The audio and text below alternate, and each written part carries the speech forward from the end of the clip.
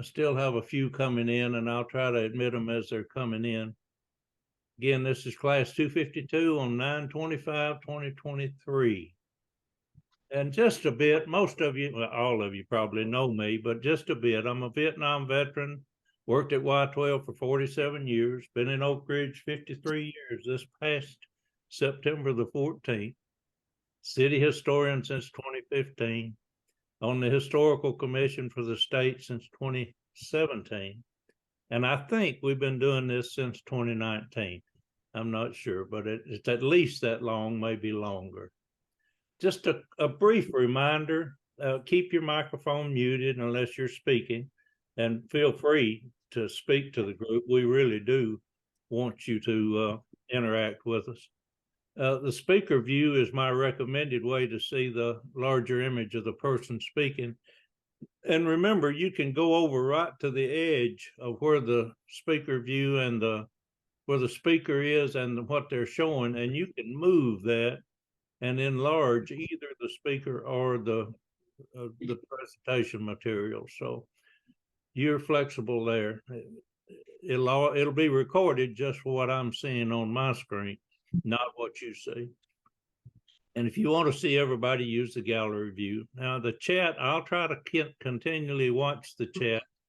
And if you send a question that way, I'll try to get it. Or you can send it to me privately on the chat. I'll see it as well. And then, of course, the best way is just unmute your microphone and ask your questions directly. And we don't mind that. Every person I bring on here to talk with me, they know that I encourage participation. So if you want to interrupt us, it will not be a problem. So here's what we're going to do. We've got classes today, and then we've got them next Monday, the 2nd of October. And I made a mistake there, didn't I? That's the 9th of October. All right, now I got it right. So our special guest today is Earl Nall, and he's going to be talking to us about the championship football team of 1958. And then I promised you a time or two ago that I'd bring Mark Griffith on, and I've talked to him. He's going to come and tell us the story of Murder Will Out, about a murder that happened prior to Oak Ridge in the Robertsville area. And I've also got more of that Robertsville history that I want to share with you at that time. And then Steve has got more to say about the history of wheat than we had time for before. So we're going to bring him on the 9th and let him finish that up. So Earl, I'm going to stop sharing my screen and let you go ahead and set yours up and share yours, and then we'll have your presentation. And you can tell the folks anything about yourself that you would like them to know. I just consider you the world's authority on sports, especially school sports, and he's my go-to person for any question that I have about sports, especially high school sports and others. So Earl, go ahead and take it from here. Okay, am I online now? You are. You're looking real good. Okay. This talk is going to be divided into into 6 sections. I won't go over 10 minutes on any of them. So if you get tired of one of them, you can wait till the next section comes in. I worked at the plants as a statistician and software developer for 35 years. And then in 2000, I went to the Tennessee Secondary School Athletic Association and worked 15 years as their technology director.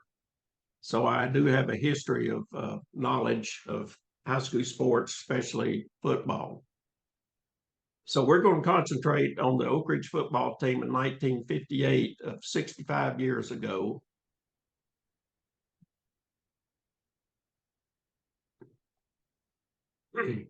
And these are the 6 sections that we're going to cover.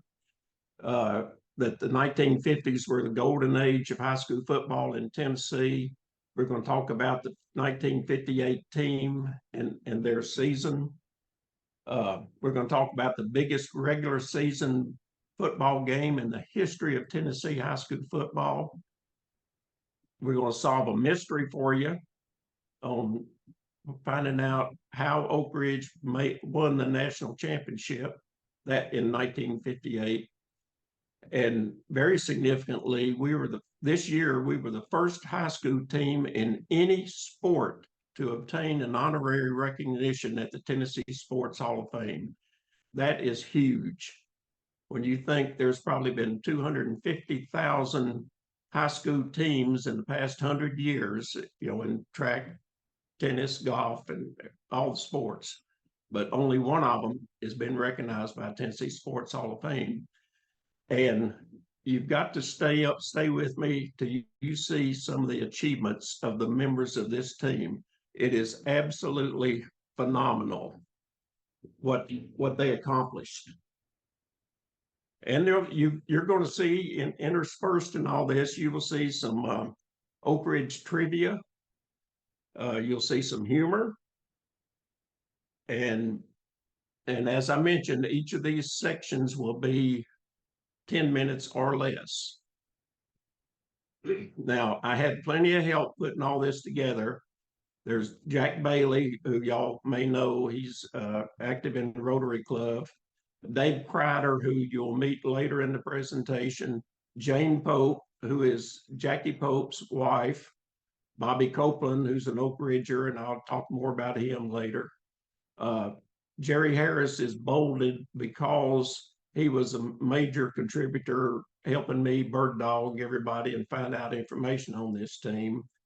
Bob McNeese, longtime attorney in Oak Ridge, contributed, and Larry Richards and Woody Bark and other team members were part of the help in putting all this together. So let's look at part 1 of 6, the golden age of high school football in Tennessee. Before 1950, it was the Wild West from 1920 to 1950, but football was still big. Kingsport Dobbins Bennett was a big high school team, and when they would travel, it was not uncommon for them to take 12 buses, 6 of them carrying the band. And more unbelievable is when one of their boosters owned Eastern Airlines, and whenever they played a game over 100 miles away, they flew to the games. That's big time high school football. The average age to be eligible to play football was 19, and that was primarily because of the war and people coming, boys coming back from the war, and they upped the age to 19 for, to get more participation. Now I'm going to give you 4 examples of why it was the Wild West. In 1937, Victor O'Neill played for Knoxville High School. They won their first 7 games. They were beating everybody. And then it was discovered that Victor O'Neill was playing under an assumed name, and he had graduated from Copper Hill High School the year before. So they had to forfeit those 7 games. In the 1940s, there was a guy named Charles Blake who played for Knoxville High, and he had graduated and joined the Marines. When he got he was on a furlough, came home and he was thumbing a ride, and he caught a ride with a guy in Bulls Gap who was on a motorcycle, and that guy was going to the Knoxville High game that night that was being played in Middlesboro, Kentucky. So Blake got to the game, and Coach Bill Cox saw him and said, "Charles, halftime, you put on some pads, you're going to play the second half." Now let's go down to the next one. Bud Sherrod, who played for Bruce Warren at Knoxville Central, they were playing in a bowl game in Jackson, Tennessee. Sherrod was their star player, and he got kicked out of the game in the first half.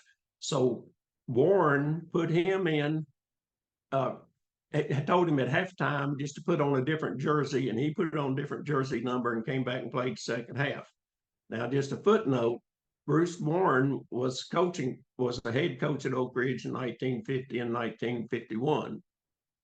And then everything changed in the 60s when the TSSAA started their playoffs. And then everything from then on is fragmented as far as saying who's the best team, because now you have multiple state championships each year, and it's hard to know who the best two teams were. The Class 6A team may be better than the Class 7A team. Now, in the 1950s, Oak Ridge was the winningest team in the state. They won more games and lost fewer games than anybody in the state. And of course, high school football was king in the state. Media coverage was mainly newspapers. There was very little radio and television. And locally, a lot of things were going on. Oak Ridge, of course, was becoming a municipality and incorporating. And the Clinton High School bombing happened right in the middle of the football season. Now, there was a fella from Nashville named Dr. Lichtenhouse, who did high school computer ratings and for 13 states. And here are the top ratings of the teams in each year from 1950 to 1968. And you'll see that this 1958 team had far and away the highest power rating than any team in that 18-year period. And ironically, in 1956, the second highest average power rating was the Oak Ridge 1956 team. Oak Ridge was in the top 10 in every poll in the 1950s. And if you look here, the Oak Ridge, this was compiled by Bob McNeese also. All these people, these guys listed here were running backs, and they were all Americans during the 50s. Now, just to show you how big Oak Ridge was in Oak Ridge, you know, how revered the team was. I'm just going to show you one slide that will speak more than I can tell you how big Oak Ridge was. Here's a picture of the Clinton students being bused to Oak Ridge when their school was dynamited in the middle of the 1958 season. And this is a picture of them arriving and the Oak Ridge band playing when we opened up Linden School for them. Now, when they picked a person to do the welcoming speech to the Clinton students, they did not pick Tom Dunnigan, who was principal of the high school. They did not pick Al Bissell, who was the mayor of Oak Ridge. They did not pick the director of the school system. They did not select the school board chairman. They did not select a local congressman. They chose Mike Brady, captain of the football team, to deliver the address to the Clinton students. I don't need to say any more about how well-known the Oak Ridge football team was. Now, here's some pictures of typical crowds on Friday night at Blankenship Field. And you can see you see the visiting stands are packed almost every game. This is what you saw on Friday night in the 50s in Oak Ridge. And this is an early picture taken around 1951 before the press box was filled in. And I've got a picture that Don Honeycutt provided me of what the inside of the press box looked like. And incidentally, that is the high school. in the background. That's before the new high school was built and before later it became Jefferson Junior High. But again, there were no bleachers. Everything here was just the everybody was sitting on the hillside. There's another picture of a typical crowd. And there's a picture looking south. And again, you can see people standing along the sidelines, people up here on the hillside on the other side. Okay, so we know how big high school football was in Oak Ridge. But let's look at this 1958 team. There's been 27,000 high school football seasons played in the past 100 years in Tennessee. And I'm going to make a case that our 1958 season was the most significant of all those 27,000 seasons that were played. Now, here's a picture of the team. There were 47 players on the team. There are 20 that are now deceased. And you will see that 11 seniors were awarded college scholarships, and they attended 30 universities, and 16 played football in college. And here's a picture. This is Jack Armstrong, who was the head coach, and Don Bordinger. And over here was Ira Green, who helped out some. Okay, here's these two coaches. Jack Armstrong on the left was from Lenore City, Tennessee. He played football at the University of Tennessee. He was an offensive mind, brilliant guy who coached the single wing. The person on the left is Don Bordinger, who came here from, he played football at UT and played on UT's 1951 national championship team. And he was from Pennsylvania. And the interesting story about Don was he was looking for a job when getting out of school, and it was 3 months before the high school season started, and he didn't have a job. And he got in touch with somebody at Jacksboro, which is in Campbell County outside of La Follette. They did not even have a team, but Bordinger put together a team. And look what they did. They won their first their first 5 games. Now, this is from a team that didn't even have a team. The school didn't even have a team. So Tom Dunnigan, principal of Oak Ridge, said, "You need to come to coach for us." Well, Bordinger said, "I won't come unless I'm head coach." Well, Jack Armstrong's the head coach. So Dunnigan said, "Okay, both of you will be co-head coaches." Now, all of you listening here, there's probably not 100 people in this world that know this story. But they were both co-head coaches. So I thought I would redo Jack Armstrong Stadium and add Don Bordinger to it, because they were both co-head coaches, but Bordinger was not interested in the publicity. And then here's a picture, one of the last pictures of Don Bordinger being held by Larry Richards on the right and Skip Brinkman on the left, who were members of that team. And on the left was Jackie Pope, the Oak Ridge icon in high school. Now, we're going to quickly go through the season. I'm not going to bore you with a lot of details, but one thing I want you to pick up as we're going through these games is how quickly this team scored.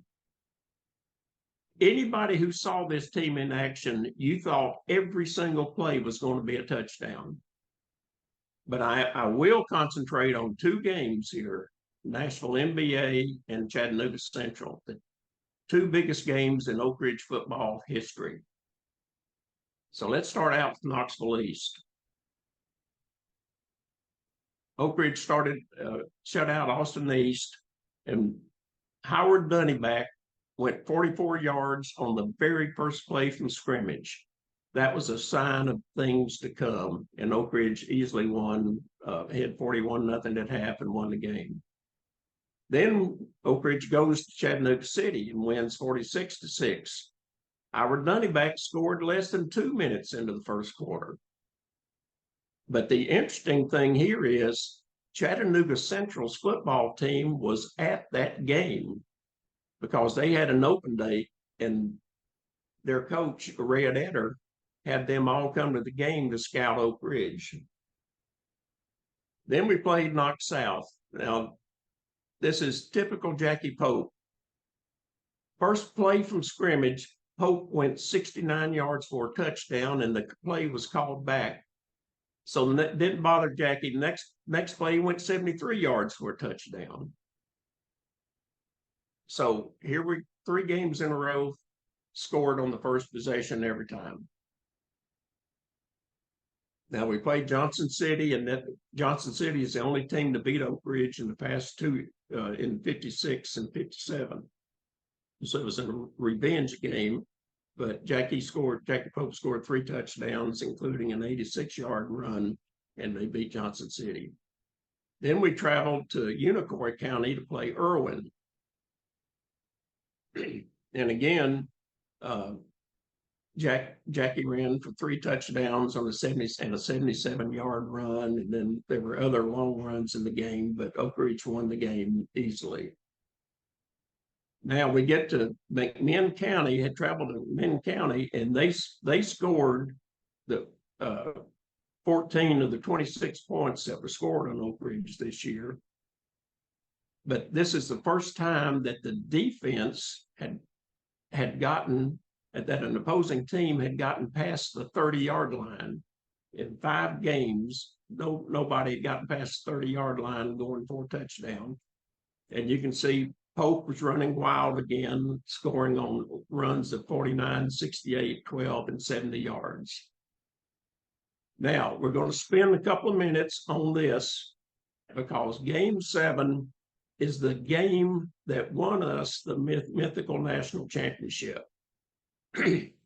And, of course, nobody knew it at the time, but this was very significant. We were playing Montgomery Bell Academy out of Nashville, which is an elite private school for boys. They've been playing high school football since 1898, longer than any high school in the state. And they are the gold standard for high school football because every decade, those 12 decades after they formed, they've been a competitor in winning state championships.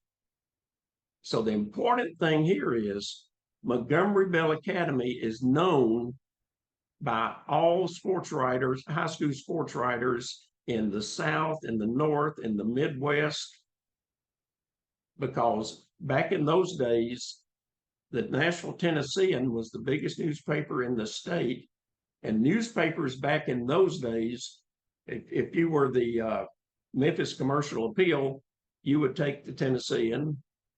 If you were a paper in Cleveland, you would take the Tennessean, and the high school person in those areas would always look at the prep results in Tennessee, and they knew Montgomery Bell Academy. And sure enough, this is the high school sports page, and these are the headlines this year, and look how often the MBA is listed. 1, 2, 3 times they got the headlines on this high school sports page. So they were definitely the favorite of the Nashville Tennessean. Now here comes this game, and this is a great story. I love telling this. Their coach was Tommy Owen, a Hall of Fame coach who won 249 games. This year in 58, they had already defeated Louisville Xavier. two-time defending state champion in Kentucky. But they had never played a single wing team that Oak Ridge ran. So Tommy Owen, the coach, scheduled Gallatin because they were the only team in Middle Tennessee that ran the single wing. Right before the season started, Gallatin called MBA and said, "Hey, we got to cancel that game." So the only practice MBA had against a single wing was against the MBA's second team, who had never even heard of the single wing. Now let's look who they were getting ready to play. You're getting ready to play Oak Ridge. Amazingly, the backfield of Oak Ridge won the state 440 relay 2 years in a row. You're talking about a backfield that has the fastest sprinters in the state of Tennessee. And in the single wing, when you run a sweep, the guards pull and get and also provide blocking for the running back. And our guards were Sam Owen and Larry Richards. Both of those, if they were playing in today's world, they would be 5-star recruits. Everybody would have been after them. And here you had a tailback who's averaging 17 yards a carry. Now think of that. Every time Jackie Pope got his hands on the ball, he had 4 guys in front of him that were All-Americans and fast. It's no wonder he averaged 17 yards a carry. So what's going to happen when MBA comes to Oak Ridge? And here's what happened. Oak Ridge beat them 56-0. And as what has been the season all year long, what same thing happened. In the first 2 minutes and 40 seconds of the game, Jackie Pope had run 80 yards for a touchdown, and fullback Howard Dunnyback had run 40 yards for a touchdown. Game was over, 14-0. The substitutes played this second half. The Oak Ridge defense only allowed 3 first downs and 28 yards offense to MBA, and Oak Ridge got 508 yards of rushing. Total domination. So here's the biggest headline to get Oak Ridge known throughout the whole United States. This was a headline: Oak Ridge batters MBA 56-0. And the lead story starts out with all the explosive power that has made this East Tennessee city famous. The swift striking Wildcats of Oak Ridge smashed MBA 56-0. Now, here's the difference between this headline and these headlines. These headlines were on the prep page. This was on the front page of their sports section. Now, ironically, the second lead story was the Pounders punched the Burros. That is Chattanooga Central and Nashville Hillsboro. So here is the Oak Ridge biggest game coming up in week 10. They get the second biggest headline. Vanderbilt is homecoming that day, and they got the third story. That's how big this game was. This was the equivalent if Tennessee had defeated Alabama last year 56-0. If that had happened, they would still be talking about that game. It would go down as a legend in college sports. This is the equivalent of that college situation to high school. Now, one other bit of trivia. In 1912, MBA lost to Morgan School in Fayetteville 72-0. Since that time, in the next 111 years, MBA's biggest defeat has been 56 points. So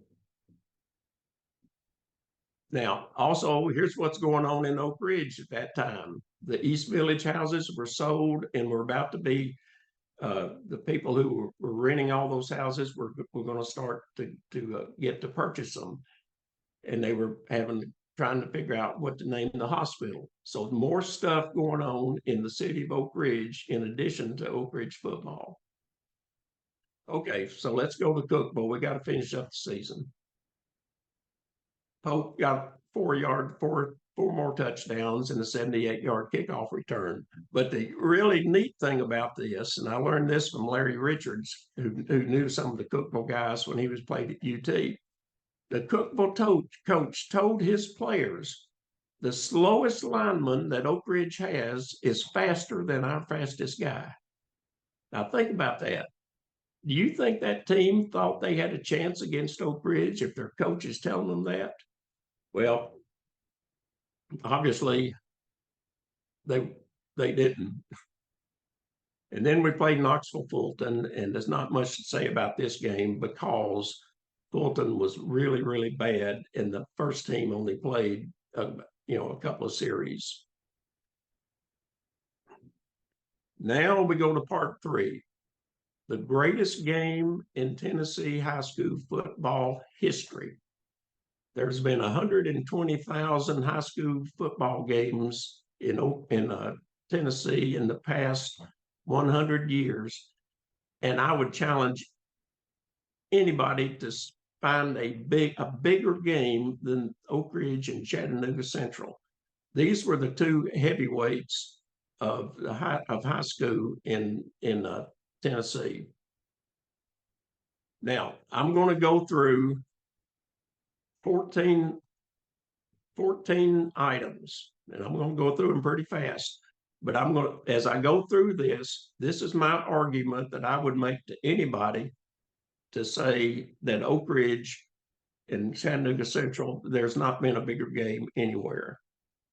All right, the first one is the biggest regular season game ever between number 1 and 2 ranked team. Both Chattanooga Central and Oak Ridge in all rating systems and all voting systems were far and away ahead of the 3rd place team. I mean, they were clearly the best 2 teams in the state. And it just so happens they're playing in the last game of the season. It can't get any bigger than that. Now, Tennessee is getting ready to play Mississippi the next day on Saturday. But they loaned Oak Ridge their tarp that covered Shields Watkins Field early in the week. Now, can you think what would happen if UT loaned a tarp if they still had a sod field? If they loaned a tarp to a high school team and left themselves vulnerable for rain if it happened during the week. And the reason they did that was because there were so many players on both teams that they were recruiting. They wanted this game to be played on a dry field. And the picture you see there is the previous year when Oak Ridge lost to Central on Chamberlain Field in Chattanooga, when the water was 6 and 7 inches deep. So there again, Tennessee, or a major college, loaning their home field tarp to a high school team. The game was televised and replayed Saturday on WATE. You didn't televise high school football games ever, but that game was televised in replay. Interestingly enough, the play-by-play guy was a guy named Art Metzler, who went on to broadcast the Louisville Cardinal football and basketball teams and their AAA baseball team. But interesting enough, if you see down here, this little highlighted box, these people listed here were the first staff members of WATO when it started in 1946. And you looked at Art Metzler, formerly of WORR New York, was the program director. So this guy right here was the first program director for WATO in Oak Ridge, and he was the play-by-play guy for that game. There were a lot of well-known people there. Bowden White, the head coach at UT, was there. Johnny Bott, Buster Kennard, and Buster Poole of Mississippi were there. Jim Tatum of North Carolina, and Dr. Lichtenhouse, the computer guy, came down from Nashville. Now, Lichtenhouse was head of the chemistry department at Vanderbilt, but interestingly enough, he taught a class in explosive manufacturing. He was an expert on as a scientist on, and he went to a conference with 20 other scientists on a 3-week course in explosives. But he drove down to see the game. All right. Now here again, there's a bet between the Chattanooga and Oak Ridge mayor. Now here again, can you imagine the mayor of, say, Knoxville betting on a high school game for Knox Fulton versus Kingsport? It would be political suicide, but Oak Ridge mayor and Oak Ridge and Al Bissell, the Oak Ridge mayor, said you can have our goalpost if we win or if you win. So, that's not going to happen in today's world, that type of bet. The Tennessean had a story on this game on the front page of their sports section.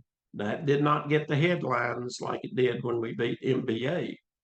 But I can't prove this or verify it, but I doubt if the Nashville Tennessean had ever had a story on a high school football game on their front page that didn't involve at least one Middle Tennessee team. So that's how still big the Oak Ridge Central game was.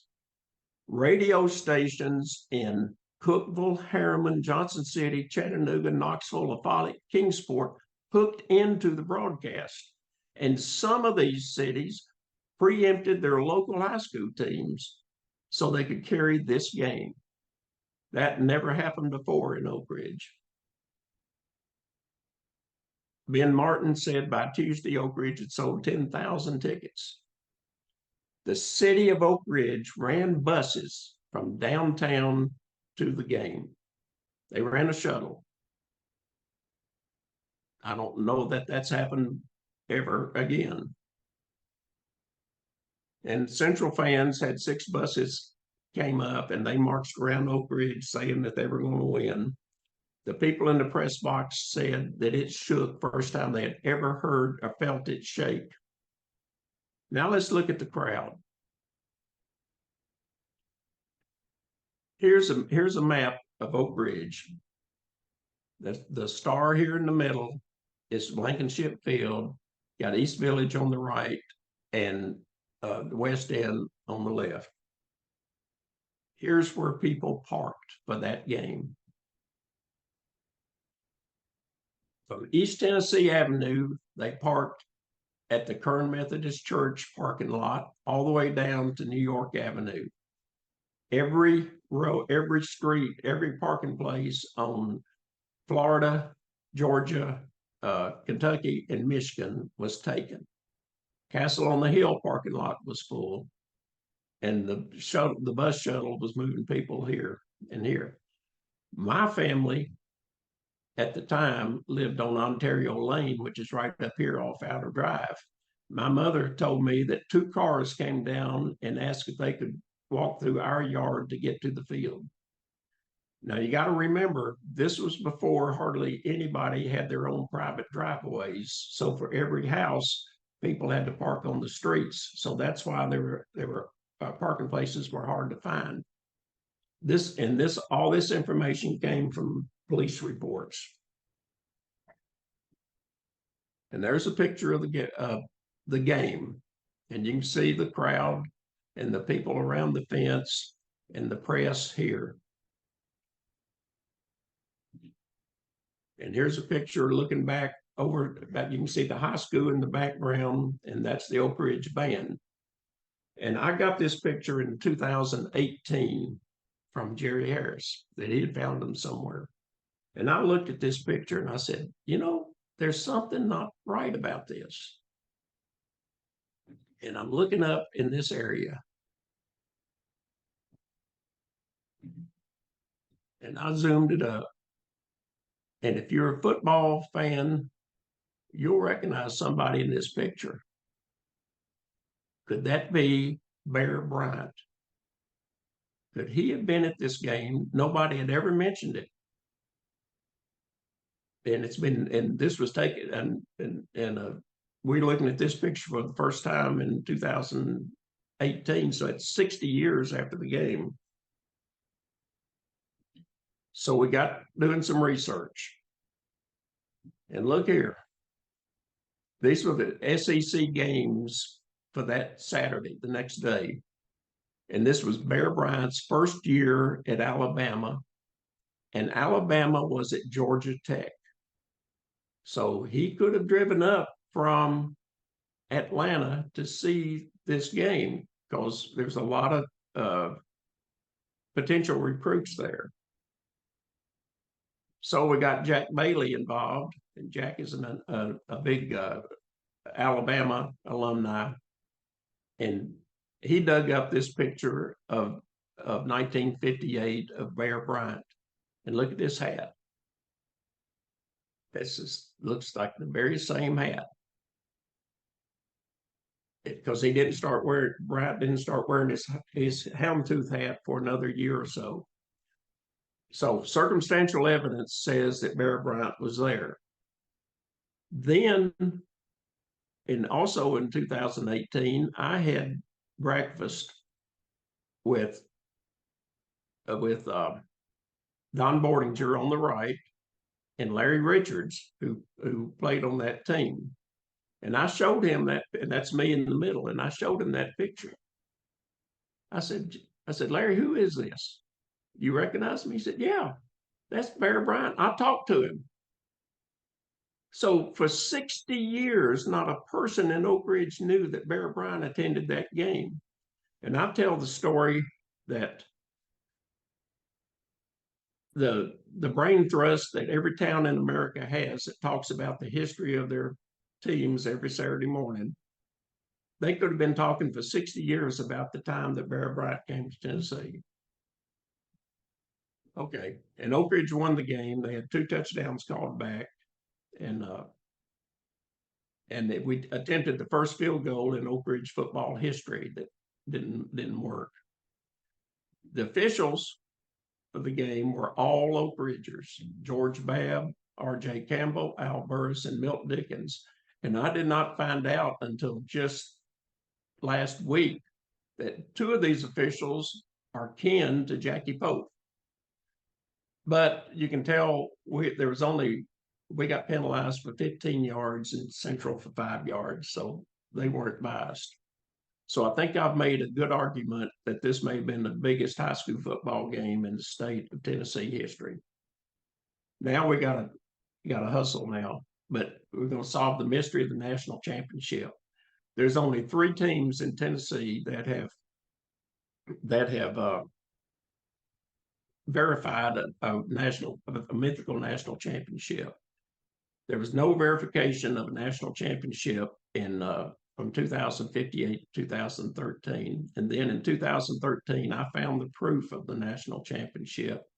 Then we had a mystery arise, and then the last mystery was solved in 2010 that I'll get to. But here's where we found that Oak Ridge had won a national championship. And this house that you're looking at provided the answer, the long lost proof that Oak Ridge won a mythical national championship. This house sits in LaPorte, Indiana. And a guy named Dave Kreider lives there. And Dave is a high school historian. And he dug up a newspaper that he found. And there's a picture of Dave holding the newspaper that shows that we were national champs. And here's a close-up of that. And you can see that I zoomed it up. And in 1958, most definitely, we were named national champs. So that's a national publication. That's the proof after all these years that we were national champs. Now, there's been a guy named Kevin Asklin who writes for Max Preps, and he said that actually there was no national champion selected real time during the 58 season. And the national champion has been a mystery for some time. And there's more to this story that I can't get into right now, but it's got a lot more hooks and crannies and nooks that we have to go through. But the fact is, we are verified national champions in 1958, and the reason, since there was not a published 1958 national championship team, but on the Oak Ridge scoreboard for years, it said national champions, but none of the players, none of the coaches ever knew about it. We couldn't find any documentation on it. But here's what I think happened during that time before Dave Kreider found that article. Here's Jackie Pope on the right.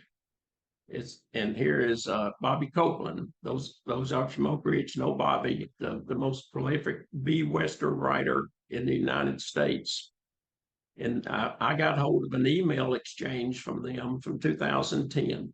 And here's how I think the legend of the 58 national championship came about. Bobby sent this email to Jackie and said, Jack, do you have any documentation on a 58 source where Oak Ridge was named national champion? Jackie comes back and says, I don't know.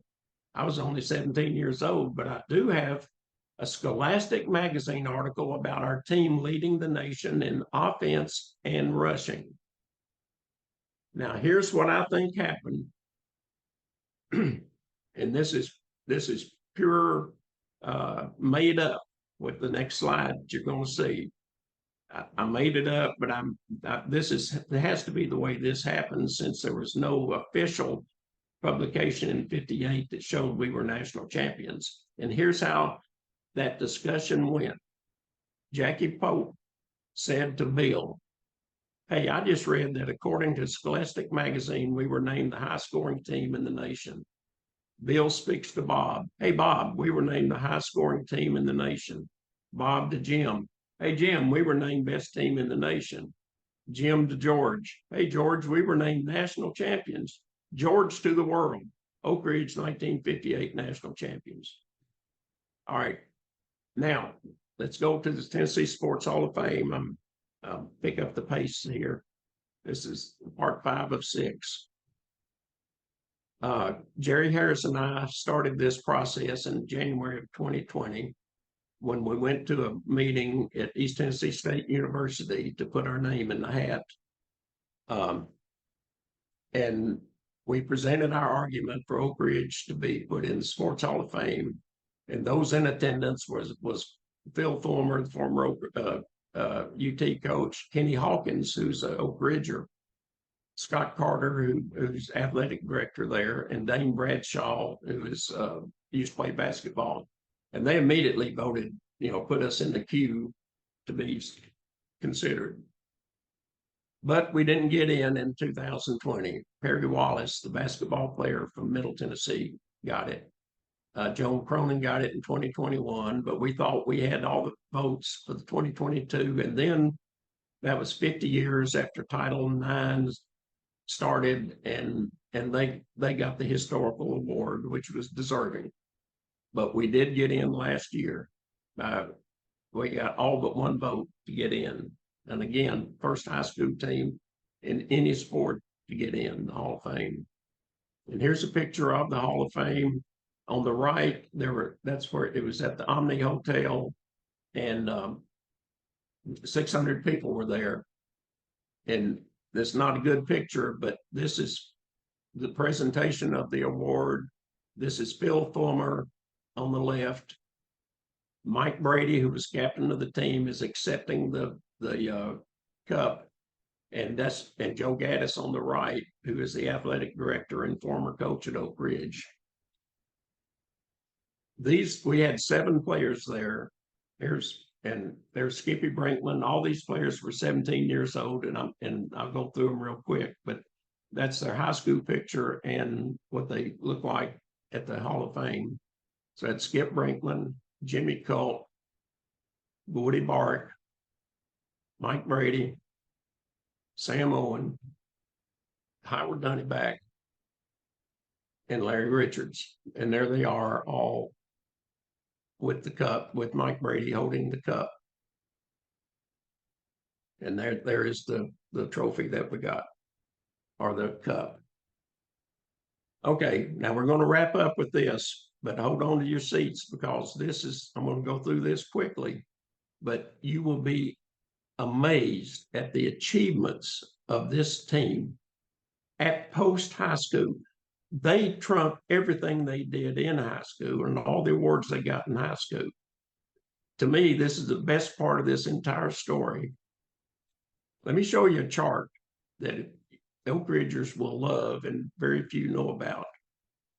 This is a chart that goes from 1956 to 2012. And you'll see numbers at the top of each year. So what does this represent? These are the National Merit Scholars at Oak Ridge High School between 1956 and 2012. 770 National Merit Scholarships, an average of 14 a year. All this data was compiled by Bob McNeese. Usually in East Tennessee, there may be 10 total National Merit Scholars in all schools. Oak Ridge averaged 14. So you knew this, and these football players were members of that Oak Ridge team, of Oak Ridge High School, which was academically inclined. All right, we only found information on 32 of the players.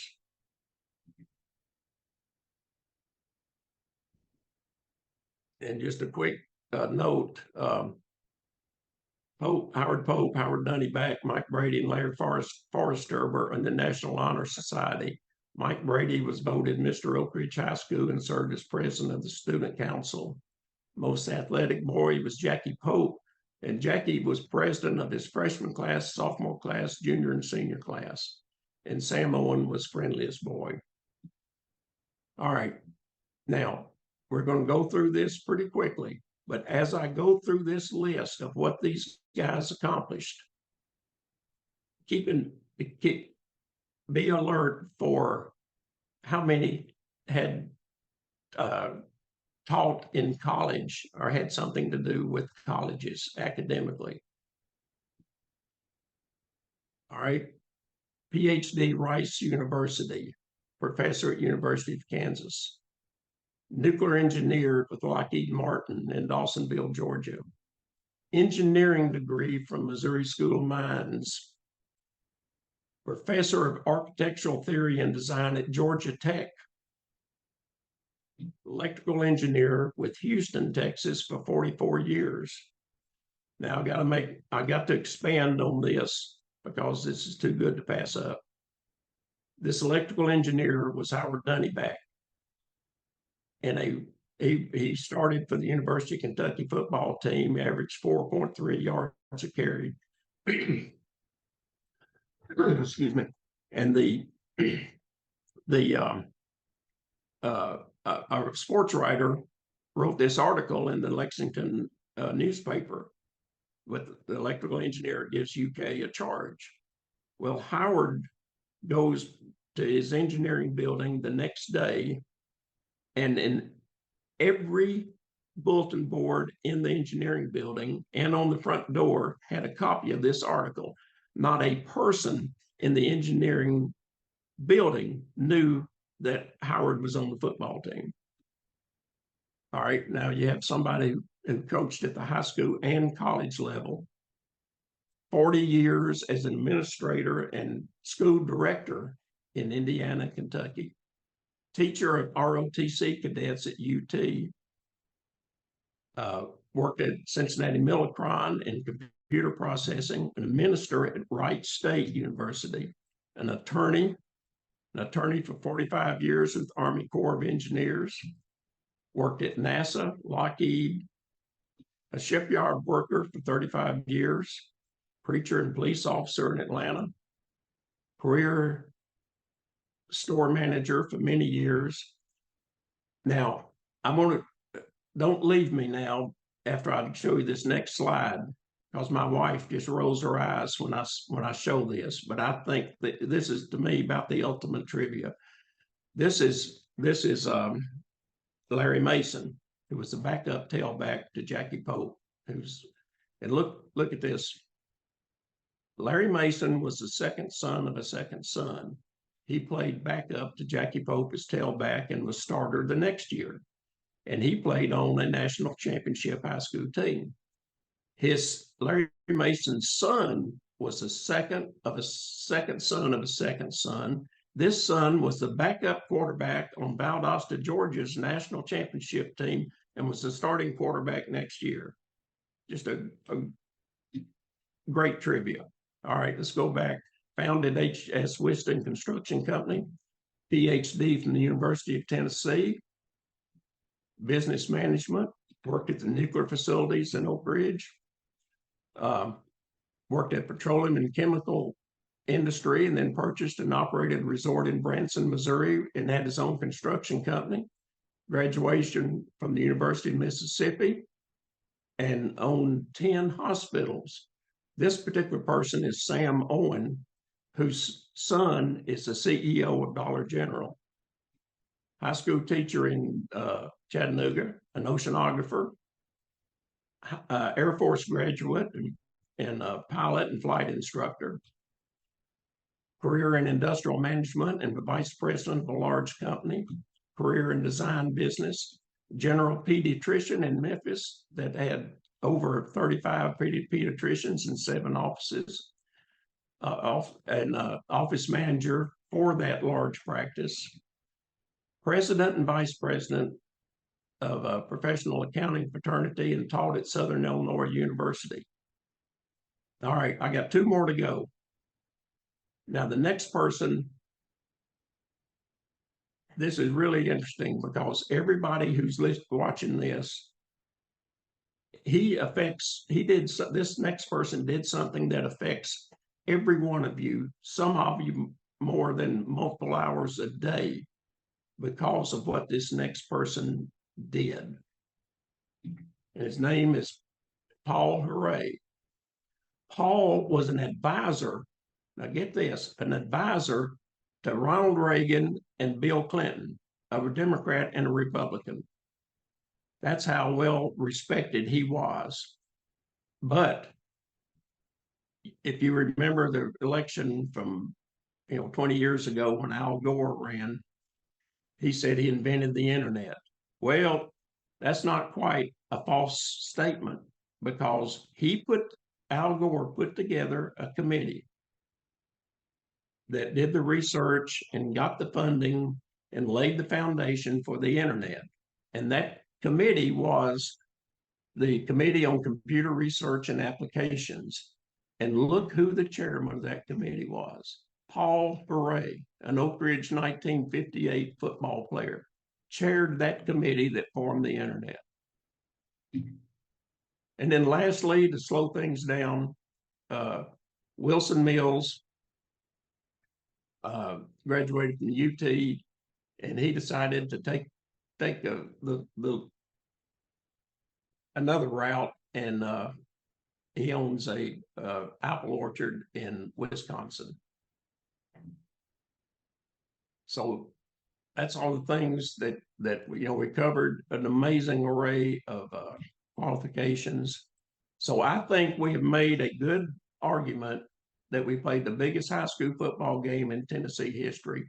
We provided proof of a national championship that only 2 other high schools can claim. And there's no way to measure this but I can't imagine members of a high school football team having that many successful postseason careers. That's my email address. It's just earlnall@gmail.com if you want to send me any questions. And the biggest enjoyment I got out of this was when I gave this talk to ORICL a year or so ago. The players on this team put some money together and they bought Jerry Harris and I. Jerry's on the left, I'm on the right. They bought us, made us an exact replica of the jackets that they wore, that they got for playing ball. I mean, everything was identical, material and everything that they've got. And that's the biggest thank you I could ever get, because they ought to have a Letterman's jacket for this famous team. And also, I can make one claim that probably nobody else in Oak Ridge can make, is that I'm a member of 2 graduating classes. I graduated in 1962, and I got this note from the class of 59 that said, "We've adopted you." So I can say I can go to 2 class reunions, 59 and 62. And folks, that's the end of my talk. I'll be open for a discussion. All right, just unmute yourself and ask Earl any question that you want to ask him about his presentation.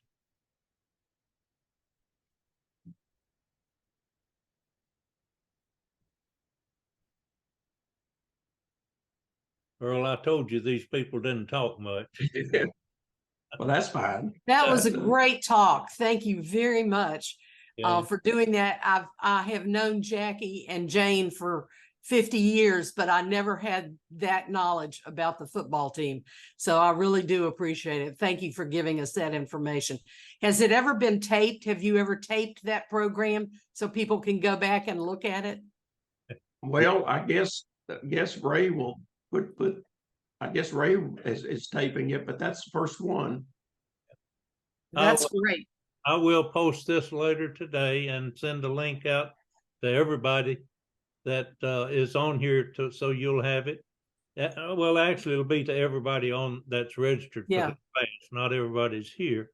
And then I'll also be promoting this on social media, because I think it's something people will be interested in.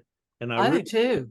I really do appreciate Earl for letting me bring him on here and actually record this session so that we've got it now. Thank you very much, Ray. And thank you, Earl. That was a wonderful presentation. Well, I appreciate that. It was a lot of fun putting this together, but getting to know the guys on that team is it's just fantastic. Just a wonderful bunch of students. Well, thank you very much. Anyone else have any question you want to ask Earl?